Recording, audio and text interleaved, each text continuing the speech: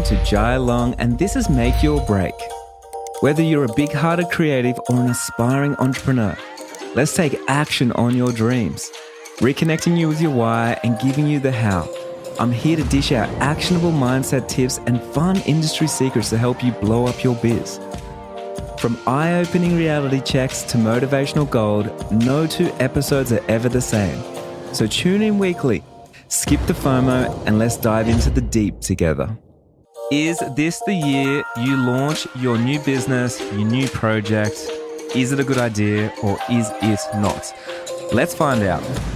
There's a few things that I go through, a bit of a checklist to really work out if my idea is going to be good or not. And when I'm talking about ideas and businesses, I'm talking about it could be quitting your job and chasing after your dreams, go for that business. It could be starting a YouTube channel finally. It could be launching that podcast. It could be creating a course. It could be whatever it is that you do, and whatever 2023 is going to bring for you, is it going to be a good idea or not? Now, my DMs are actually full of this question. I get asked this all the time. And every time I have a drink with somebody or I get into the pub with somebody, people are always asking me, Jai, what do you think of this idea? Should I go after it or should I not? And the answer always is, I'm not too sure. Because for everybody, everything's totally different and we're all at different levels. We have different mindsets, we have different resources, we have different privilege, there's so many different things that we have to factor in when we give advice to people and if your idea is good or not. So I'm actually going to dive straight into today's episode and I'm going to talk about 6 things that I run through in my head before I know if the idea is good or not, or if the business is good or not.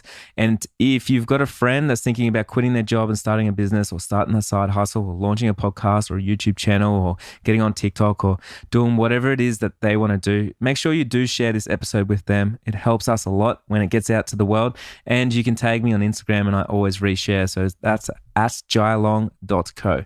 Also, a big thank you to you that have left this podcast a review in the last couple of weeks.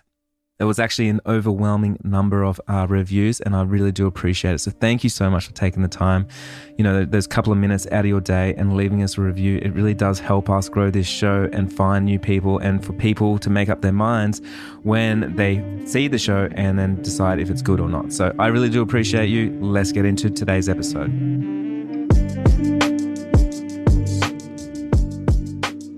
So number 1. How much action do you need to take for your goal or for your business, for your project, for your side hustle, whatever it is? I talk about goals a lot. You know this about me. And I think it's so important that we dive in first on the goal because one of the greatest mistakes that we make as entrepreneurs is we underestimate the action, the level of action that we got to take to meet our unrealistic goals. Now, I see this so often, and it's one of the reasons why we get disappointed or maybe we don't get the big results that we want straight away or whatever it is. We very often grossly underestimate the amount of action that we got to take. So what does this mean? Well, with any idea, I want you to be thinking about any idea, any project, any side hustle, any hustle, whatever you're doing. I want you to think about how much action do you actually have to take to be able to hit the goal that you're trying to go after. And it's important to have the goal because you need to have something to chase. You know, we're always playing a game here as entrepreneurs. It's like getting out there and playing football or soccer, whatever it is, right?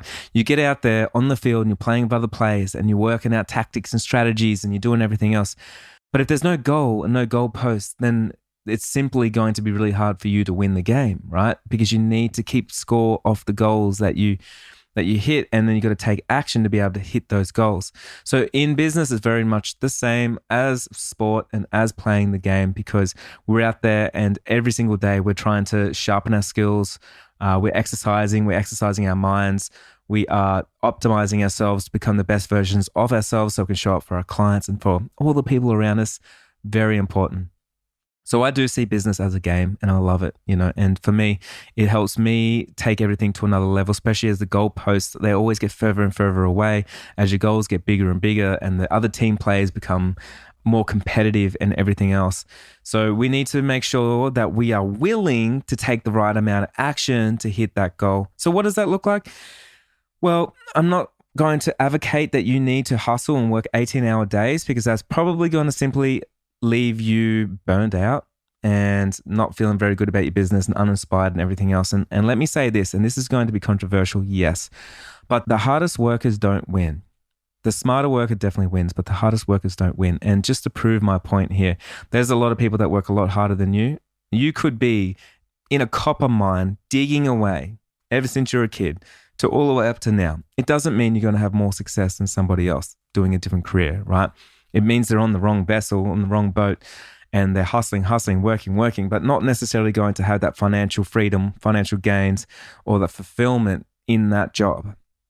So I don't think hard work is what I'm talking about here, and it is not what I'm talking about. I'm talking about the right amount of action. So if I was going to start, let's say, a photography business, like, am I willing to put in the time after work? Am I willing to work a second job so I can bring in some more money? Am I willing to edit at nighttime? Am I willing to cold call people? Am I willing to walk into venues and introduce myself to people? Am I willing to post on social media once a week, once a day, once an hour? Am I willing to show up like that and create that content? Am I willing to learn the things I need to learn? Increase my knowledge in the craft? Am I willing to show up for my clients? Am I willing to show up unapologetically as myself? Am I willing to have the humility to know that I don't know everything and I need to learn a lot more? Am I willing to do those things? Will I take the action to hit that goal? This is by far one of the most important things, but the reason why I'm really talking about this is because I have worked with thousands of entrepreneurs trying to make their break, right? And you know this about me. I do one-on-one mentoring and coaching. I work with thousands of people in group coaching calls and everything else. And every time I get someone that's a little bit stuck, it's usually because their goal is much further than the action they take. And the way that it sounds is, Jai, I have literally done everything. Now, when someone starts a sentence like that, I know I can see the block straight away because I know they haven't done everything. No one has done everything, right? So straight away, they're telling themselves a narrative that they were unsure how much they actually needed to show up. There's always more that you can do, and there's always a different angle or a way to work out the puzzle, right? There's always a different strategy for the game. So it's important for us to have the empathy and the humility to know that we haven't done everything. We don't know everything. There's so much more for us to do, so much more for us to learn, so many more rooms for us to be in, so many more people to meet, so many more conversations to have. There's so many things for you to do. And I know this could be confronting and a bit of a wake-up call for some people, but think about it today. What have you done? Have you posted on social media? Have you reached out to someone and sent them a DM? Have you brought someone value? Have you gave someone a compliment? Have you gave someone a hug? Have you texted someone? Have you cold called someone? Have you expanded your inner circle? Did you do that blog post? Are you ranking on Google yet? Did you make a YouTube video? Did you launch that podcast? There's so many things that you can be doing right now as you're walking around doing this, okay?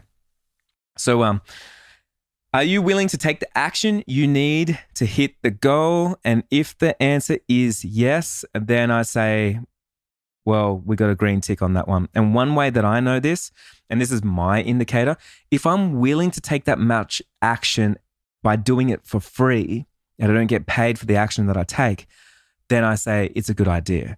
If I'm not willing to do it for free, then I won't do it. Because if I'm doing it simply just to get paid and just to get money, for me, it's going to burn me out. I don't have my heart in it, and it doesn't feel right for me just to be working for money. I love to feel fulfilled creatively, emotionally, intelligently in every aspect of my life, right? So for me, I'm always looking to achieve more and strive for more and everything else. And I'm hoping that's for you as well. So even though, yes, and we're going to talk about money, yes, you want to make some profit. And yes, of course, you want to be financially free and you want to really look after you and your family and everything else. It shouldn't be the main goal. It should be the byproduct of the work that you're putting in, and you're putting it in regardless if you get paid or not, because at the end of the day, it's the big goal that you're trying to go for.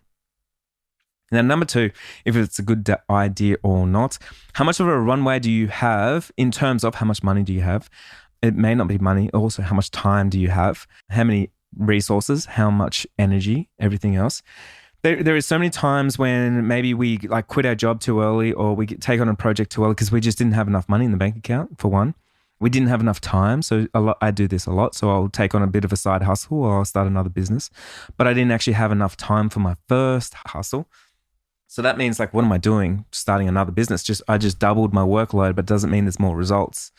Doesn't mean I'm going to get anywhere any faster. So that's a huge one for like for me. So another one could be for you, like you don't have the network yet. You don't have the resources. Like maybe you don't know where to learn the things. You don't know where the answers are. If that's the case, then that's something that you need to really think about and look into. A runway really is like, are you going to have enough money? Are you going to have enough time to put into it, enough money to put into it, enough time to put into it, enough energy to put into it? Are you going to be resourceful? Are you going to be crafty? Are you going to be able to show up and find things that you need at the time that you need it? Because if you don't have that runway, it's going to be really hard. Now, I'm not saying don't do it if you don't have a runway, because trust me, I start things all the time with no runway, and I quit my job without any money in the bank account. I've done it numerous times, and numerous times it has worked out for me, because my runway in my mind is going back to number one. Am I willing to take the unrealistic action to hit that unrealistic goal? And if the answer is yes, for me, it doesn't really matter about that runway, because as long as I've got some time is worth more than money. And it means I can make phone calls. I can go around and talk to venues, talk to network of other entrepreneurs. I can meet new people, get into new rooms, have new conversations. I can listen to podcasts. I can consume YouTube. I can sign up the courses. I can get a coach. I can do these things. There's always something out there for me to be able to make money as well. I never worry about money because there's something. There's a lawn to be mowed somewhere. There's a window to be washed. There's an Uber I can drive. There's a coffee I can make. There's always something out there that's going to help me. I can always help another entrepreneur with the skills that I have to help them along the way. There's just seriously so many things that we could do. So for me, money's not the thing, time is the thing. So do you have enough time right now to be able to dive into this new project, or do you have too much on your plate and you're simply going to be left at the end of the year too stressed, too burnt out, without more results because now you don't want to show up anymore? And if that's the answer, then I would say no, it's not a good idea. But if you're willing to take the unrealistic action, you have enough runway, as in money, resources, time on your hands right now to put into the new project, the new hustle, then I say yes, let's go for it. Okay, so this one's a huge one. Number 3, risk to reward. This one here, not enough people talk about, but seriously, as you become a more seasoned entrepreneur, this is the thing that you think about a lot. So risk to reward, and there's a beautiful equation in this, and it really has saved my butt so many times, and I think it will save yours as well. But what analogy can I use for you? Okay, so risk to reward. Okay, so when I started my first cafe, the risk was I had to spend a lot of money getting a kitchen built. I had to renovate the place. I had to hire a lot of staff. I had to get a lot of licensing. I had to get DA approval from the council. I had to do a lot of advertising, a lot of marketing. I had to have a lot of signage at the front to try and get foot traffic in. I had to put in a lot of events to try and get people there.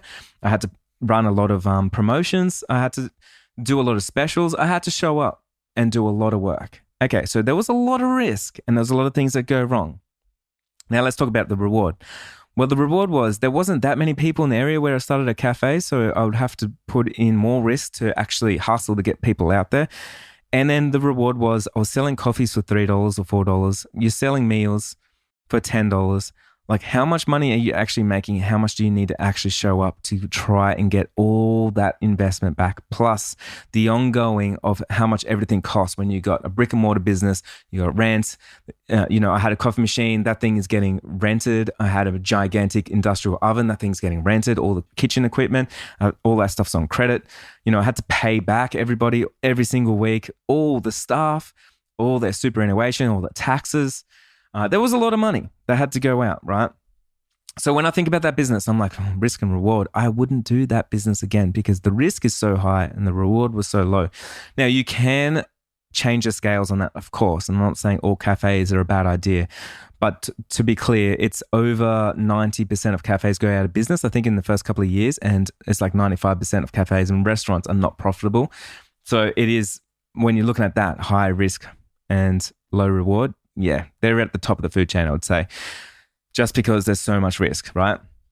But having said that, there's things that you can change the scale. So for instance, if I was in a busier place, maybe if I was at the airport or if I was in Collins Street, Melbourne or something like that, and there was a lot of people that's going past, so that means less advertising I need to do, less marketing, because there's already foot traffic. I can already serve those people. Maybe it's at the airport, so then that way I can have a higher price margin. I can make more profits. Maybe it's really easy and simple if I had a cafe at the airport because people want fast food. They want it really fast and they want it the same every single time. So you can have less staff because things can be automated a lot more. Like, I'm only brainstorming here, okay? I'm only brainstorming here, but There are ways to work out the business so it's going to be more reward and less risk. Another example of this, because I love to dive in and give examples, Bitcoin. You guys know that I'm bullish on Bitcoin and I do love my cryptocurrencies and everything else. And so when I bought Bitcoin, right, let's say back in 2019, I bought a whole bunch of Bitcoin in 2020 for around, I think, $5,000 per Bitcoin. Now, in my mind, I believed that Bitcoin was probably going to hit in the next 2 to 3 years $100,000 per coin. Now, that was just me and my analysis. You know, this is not financial advice to anyone. This is just me going through everything, and it's all just guesstimating, really. But when I did that, I was so happy paying $5,000 for a Bitcoin because I believed I could make $95,000 reward. So the risk to me was very low. Also, $5,000 for me wasn't a lot of money, and I could still pay rent by paying $5,000 to Bitcoin. I still could do other things. So I was privileged enough to be in a position where I could actually invest $5,000. Now, fast forward when we were in a full bull market, people were going and asking me like, Jai, Bitcoin is now $50,000. Do you think I should buy it? Is it still good? And I think it's going to go up. Now, I would say, yeah, I do believe it's going to go up. And I believe it could hit maybe $100,000. But here's the thing. You are risking $50,000 to try and make just a little bit more money. I was willing to risk $5,000 to make $95,000, but you're now risking $50,000 to make $50,000. So the risk dramatically goes up because if you lose $50,000, that's a lot, and the reward dramatically goes down. So in that instance, when I use those metrics, this is just my own metric. I'm like, risk to reward, I believe it's probably not a good idea. So I love risky everything, but I'm very calculated with my risk and my risk taking. And with every business, every project, everything that I do, I'm always looking at risk and reward, right? So if I'm going to launch a new podcast, I'm going to look at it and go risk and reward. Does anyone need to help me? Do I need to put much money into it? I don't actually. The reward, well, it's all upside because if I can just do it myself, I've got enough time, 1 hour maybe on a Wednesday afternoon or something like that. Instead of watching Netflix, I can put it into a podcast. Maybe I can bring it out once a week.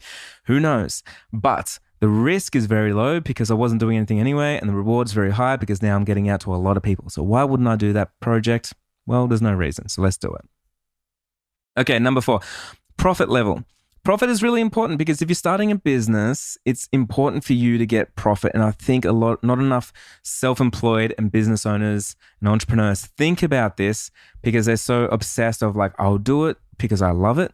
But at the end of the day, you're going to fall out of love if you don't feel like you're valued. And it doesn't matter what craft you're in and what you're doing. I've seen entrepreneurs across all creative fields and they do fall out of love with what are they doing by the time they've worked and they feel burnt out. They're not getting any reward. People are asking for discounts. People are asking to do it for exposure and things like that. You do get jaded after a while. Now, the thing is, as a business owner, it's important for you to make profit. It's really, really, really important for you to make profit. It's not because you are a capitalist pig that's just money hungry and everything else. It's not that at all. It's the fact that you're bringing services to the people that love what you do and you're going to be sustainably bringing that for years to come so you can keep continuing to bring that and provide that service for those people, right? And if you don't make profit, you won't be able to do that because there's so many unforeseen costs that come up. Another thing is most people grossly underestimate how much profit they need to make because you do need to make profit. You need to be able to pay those taxes. And I'm talking after you pay your wages, after you pay your taxes, after you pay your staff, after you pay your rent, after you pay your phone bill, everything else, you need to walk away with some profit. And why? It's because when I go back to the risk reward, you took the risk and then you need to get a reward for that risk. It's simply, that's how business works. So instead of just working for somebody else, which you easily could have, you actually went out there, you started your LLC or your company or whatever it is. You put yourself out into the world and you bought some gear and some equipment and you did some marketing, some advertising, and you bought some courses and you learnt the things. You need to be rewarded for those things, especially if you want to feel that success as well. And I think so often, so many of us, we dismiss success and we think that we don't want it and it's not for us. And, I'm a creative and I'm not all about that. But at the end of the day, it feels nice to move forward and feel accomplished and feel successful in our craft and what we do. And we're successfully bringing our services to the world. And for that, the world gives back. And the way that they measure that metric is by giving you some profit. Now, the people that make the most profit in the world are the ones that bring the most value. So, of course, for us, when I'm thinking about the business that I'm starting, the project that I'm launching, the side hustle, whatever it is, I don't think about how much profit am I going to make. I think about how much value can I bring to the world? Like, how much value can I pack into this? How can I just give? Because I know if I show up like that and I'm giving, I know people are going to give back because they're going to want what I have. I caught their attention. So really, I want you to think about that. So number 5, entry level for competition. Something that most people don't think about, but this is insanely important. And I want you to really think about this from now. If you're an entrepreneur. Now, entry level, right? What I want you to think about is in your industry, in your niche, when you're going out there to start your hustle, how low is the entry for somebody to do the same as you? Now, for example, and one of the reasons why I know in the wedding photography industry, let's talk about that one. People say it's so overcrowded. There's so much competition. Now, there's a good reason for it. You don't actually have to go to university or get a degree to start a wedding photography business. You don't even have to have equipment. You could just hire equipment. You don't need to be that great at social media marketing. You probably could start a 6-figure business without much anything, really. And the problem is with that, most people can, and that means more people will, right? So that means more competition. Now, if you're starting a restaurant in town and there's not many shops, well, then the entry level is going to be much higher. So you're probably going to have less competition because not everybody's going to go out there and risk that much to get that little reward that we were talking about just before. So with every project out there, or not even just project, wherever you're marketing, wherever you're advertising, like for me, if I'm spending more on Facebook ads and no one else is spending Facebook ads in my arena, in my industry, it means I'll win the game because it's a higher entry level. You have to learn what you're doing. You have to lose a lot of money. You got to make a lot of mistakes. You got to hire the right people. There's a lot of work that goes into that. So what's easier? Well, it's easier just to post something on Instagram. What happens? Well, Instagram feels like it's flooded and there's too many people there and there's so much competition. It's really hard to stand out and everyone looks the same. And I scroll and everyone's got a 7-second reel going on. I better jump on that train. And because everybody can do it, everybody will do it. And then it all gets diluted, right? So I want you to think about, is the idea that you're doing right now, the entry level, how high is it? Or how low is it? Is it really hard for someone to come out with the same thing as you? Are you going to invest a lot of money and then someone's going to get your idea and go, oh, that's a great idea. I'm going to do that as well. There's literally no entry level. It's so easy. I don't have to jump over any hoops. People always take the easiest path, the less resistant path, right? And it's good sometimes, especially when you're first starting out. But as an entrepreneur, sometimes it can get pretty draining to be in an industry where it's such a low entry level. Everybody's on it. Everybody's doing it.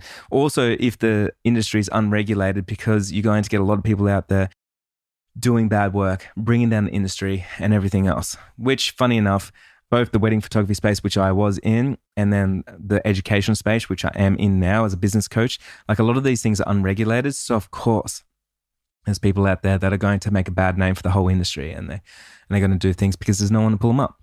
So entry level for competition, for your idea. Is it high? Is it low? Is it going to be hard for someone to compete with you and just to, start something that's directly competing against you? Or is it going to be really easy? Okay, number 6. This one's a little bit different. And this is something that I think no one ever talks about, but I just think it's important.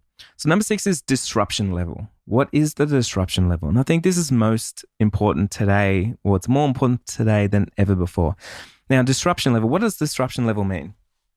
Well, can your industry get disrupted? The idea, your business that you want to start, can it be disrupted and how easily? So for instance, and a lot of people never see it coming, but like if you started a taxi business 15 years ago or 10 years ago, you might be thinking, well, it's a hard entry level to get into. You got to do licensing, you got to hire a car, you got to do all the things that you got to do. Now, it's easy for you to think that no one's going to disrupt it. And then Uber comes along and disrupts the whole industry and everyone loses their jobs. Now, same as, for instance, risk to reward. If you started a hotel, it's going to be very risky. It costs a lot of money to build a hotel. And then you got to market and advertise. You got to be in flight magazines and on explore channels and everything else. So the risk is really high. The reward is not as high than the risk. And then something along the lines of something comes along like Airbnb and disrupts the whole industry. And then they take all the money because they just changed and flattened the game, right? So right now, if you're thinking about becoming a copywriter, for instance, well, can AI disrupt that in the next 12 months? If you're becoming a videographer, or a videographer editor. Can AI disrupt that in the next 12 months? If you're becoming a photographer, can AI disrupt that in the next 12 months? If you're becoming admin, like can an app or a program or software disrupt that in the next 12 months? There's so many things out there and it's always changing and it's always disrupting the way that things work. And don't forget, everyone's always been disrupted, right? So if you go back through time and even just recent history with the Industrial Revolution and everything else, like there was always machines that came out that, took people's jobs. There was someone there that was literally hand digging roads in the side of mountains, and then overnight we had hydraulics, and then we have excavators. One person could take 50 jobs that just sits there and digs by themselves, right? So that was a low entry level. All you needed is a shovel and go out there and shovel on a pick and start digging at the road. But of course, it got disrupted very fast when excavator was invented. So right now, with whatever you're doing, whatever idea that you're launching, can it be disrupted? Very easy. Because if it can, and if you're thinking of it, someone else is thinking of it. And if I'm thinking of it, someone else is thinking of it, right? So it may be the wrong idea or the wrong time to launch your thing. I don't know. Anyway, so I just want to leave on that. So just to recap, number one, how much action do you need to take to hit your goal? And if you want to hit unrealistic goals, man, you got to show up unreasonably unrealistic with your actions to hit those goals. And I have to stress that, because if you're not doing that, that's where the disconnect is. There's so many people out there running around saying like, I'm going to be a New York Times bestseller. I'm going to be a famous movie star. I'm going to be a rock star. I'm going to be the best photographer in the world. I'm going to be the best artist in the world. I'm going to do this. I'm going to do that. But then when I see the actions that they take, they don't match the goal. So it's really important. Number two, your runway. Are you ready right now? Do you have enough time, energy, money, resources? Do you have enough connections? Are you emotionally available to take on that side hustle, that next business right now? I think that one's really important, because your mental health's always got to come first too. Or are you already working 18 hours a day, trying to work out your business right now, and then you're thinking, oh, to become successful, I just need to start another business. And now all of a sudden, even though there's not 36 hours in a day, you are seeming to work 36 hours a day. Like, it doesn't make any sense, right? Number three, risk to reward. Like, do you have to risk a lot to make not much? I think that one's really important to know, and just like, because I don't want you to go out there and just risk everything on something where you don't even know what the reward could be. So really, I want you to check in on yourself, be honest with yourself. Like, is this a big risk to a low reward? Number four, profit level. Can you stand to make a lot of money from this? Can you make some profit when the going gets good? Because fuck, it's going to get hard as well. Like, there's so many low times, no matter what entrepreneur you are, no matter how smart you are, no matter what coach you have, no matter what course you did, it doesn't matter. There's always going to be low points for you and I. It's going to get so hard. So often we're going to be in the trenches and we're going to feel like we made the wrong decision. Why did we do this? Now we have to show up and take this action. And at the end of it, maybe the only thing you have in those times, like, well, at least I made a bit of profit from it. But if you work like that and you get no profit, man, you're going to feel undervalued, unappreciated, underpaid, and you're the boss. That's the worst thing. Okay, number five, entry level for competition. You know, I never say that competition is a good thing and you should compete with everybody else.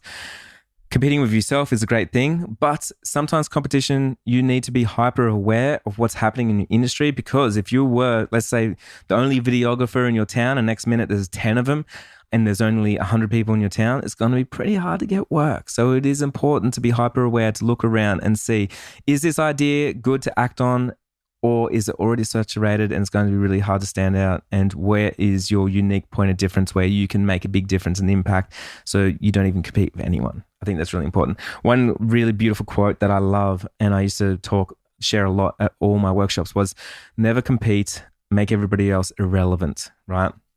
It's so much easier. I'll talk about those in my workshops, and maybe I'll do a workshop this year and invite you to it and talk about that. But yeah, really, really, really important, and something that I think about a lot. And then last one, disruption level. Are you going to get disrupted? Is your industry going to get disrupted? Is that idea going to get disrupted? It's going to be really hard. And that's not one to obsess over, because I think a lot of us do. It's literally like me when I'm thinking about my next idea and my next project, it's me being honest with myself and just going like, is this going to work out? I don't know. Is someone going to disrupt me? I don't know. And you know what's really cool? This is a little mind-blowing fact for you. The way that I work is I work out who could disrupt me, how could they disrupt me? And then I do it and I disrupt the industry. So instead of me sitting there blind, waiting for people to disrupt me, man, I just go out there and I disrupt the industry. So you got to watch out for people like me that are hungry, out there, making a mark, doing the things, and no one's controlling me, right? So I think that's really important. You got to watch out for hungry people, because if you got someone like me that's got nothing to lose, everything to gain, and is as ambitious as I am, then they're dangerous. You know, I'm dangerous in my industry because I can do things. I will risk more. And so for you, a little takeaway is like, be dangerous. You know, be the industry maker. Do the things that other people are not willing to do to get the results that they'll never get. Take the unrealistic action and you're going to hit those goals. Thank you for listening today. Hey, if you actually want to jump through, I've got a little quiz. And if you want to jump through and listen to some of my episodes and you're not sure what order to listen to them, just go over to jailong.co/podcast. And there's a little quiz there. You can do the quiz and we will send you a unique playlist. So whether you are wanting to listen to maybe more money mindset stuff, more creative business stuff, marketing, advertising, like whatever it is, I'll send it over to you. Other than that, thank you so much for listening. I have that big energy for 2023. I know it sounds cliche to say, but I'm feeling pumped.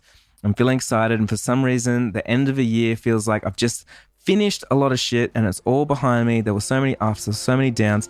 And for the new year, I feel fresh and recharged. And I really do feel like I want to hit the ground running. And I'm hoping you feel the exact same way. Thank you for listening to Make Your Break. Thank you for listening to me, Jai Long, and I'll see you next week. Hey, Make Your Breakers. Want to streamline your audible dose of inspiration, motivation, and creative biz insights with a custom playlist made just for you? Was that a yes, please? Kicking our arses into gear, sifting through all of Make Your Break's episodes to date. Yep, we're talking all 200 plus episodes. We've meticulously curated some banging playlists just for you. We want to help you to make that break ASAP. So whether you're a newbie or have listened to every episode a million times, jump into the show notes and check out the little something we whipped up to generate your very own custom playlist.